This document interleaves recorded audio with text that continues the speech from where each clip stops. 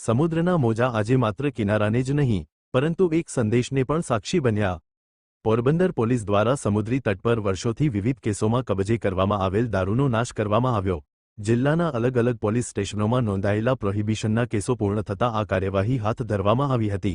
રાણાવાવ તાલુકા અને પોરબંદર શહેરના વિવિધ પોલીસ મથકોમાં નોંધાયેલા કુલ 487 પ્રોહિબિશન કેસોમાં જપ્ત કરાયેલ અંદાજે 11,000 જેટલી દેશી અને વિદેશી દારૂની બોટલોનો નાશ કરવામાં આવ્યો.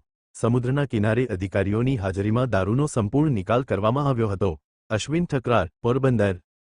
આજરોજ પોરબંદર જિલ્લા ખાતે પોરબંદર જિલ્લાના તમામ પોલીસ સ્ટેશનોમાં જે પ્રોહિબિશન એક્ટ હેઠળ જે વિદેશી તથા દેશી દારૂના કેસ નોંધી અને જે વિદેશી દારૂ તથા દેશી દારૂ જપ્ત કરવામાં આવેલ હોય છે તે તમામનો નામદાર કોર્ટની હુકમ મેળવી તથા જે ફેસલ થયેલ કેસ છે તે તમામને એક સાથે આજે શહેર ડિવિઝન, ગ્રામ્ય ડિવિઝન અને રાણાવાવ ડિવિઝન ત્રણેય ડિવિઝનના કુલ મળીને વિદેશી દારૂના 487 કેસ, જેમાં કુલ 7,600 લીટરથી વધુ દેશી દારૂ અને કુલ 71 ઇંગ્લિશ દારૂના કેસ, જેમાં 11,508 જેટલી બોટલો અને તેની કુલ કિંમત 1,07,00,000 રૂપિયા અંદાજિત થાય છે.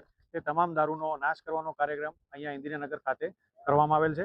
પોરબંદર જિલ્લા પોલીસ દ્વારા સતત આ બાબતે પ્રોહિબિશન એક્ટ બાબતની કાર્યવાહી સતત ડ્રાઈવના ધોરણે કરવામાં આવતી હોય છે અને મહત્તમ કેસો કરી અને દારૂની બધીને દૂર કરવાના સતત પ્રયત્ન ચાલુ હોય. દૈનિક ધોરણે પોલીસ દ્વારા પ્રોહિબિશન એક્ટ હેઠળની કાર્યવાહી કરવામાં આવતી હોય છે અને ખાસ કરીને જે જિલ્લાના જે બોર્ડરિંગ જે વિસ્તાર છે ત્યાં આગળ અમારું નાકાબંધી તથા પેટ્રોલિંગ વધારે હોય છે, જેથી કોઈ પણ બહારથી જે આવતો વિદેશી દારૂનો જે મુદ્દામાલ છે અમે ત્યાં જ રોકી શકીએ અને પકડી શકીએ.